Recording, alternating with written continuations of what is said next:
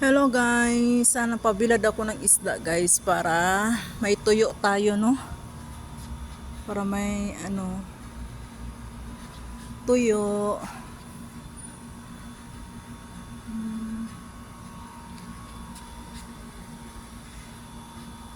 Sobrang init ito, siguro mga 2 days lang ito, okay na.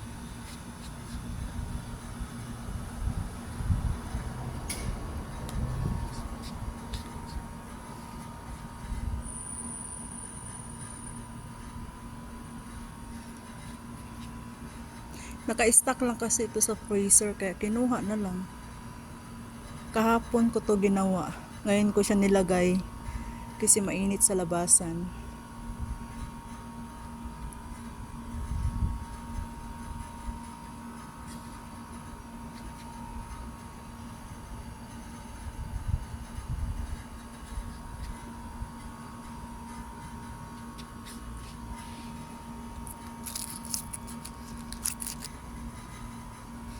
Hindi pa siya pwedeng baliktarin.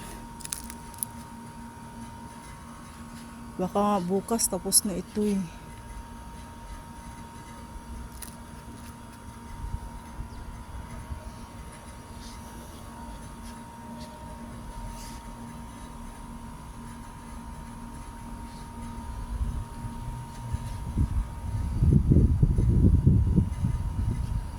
Ito guys, kainin lang to ni mama ng ganito lang pag tuyo na siya. Pero pag iprito ayaw nila.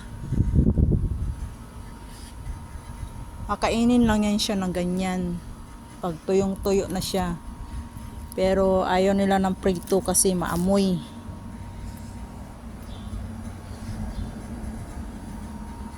Bye guys.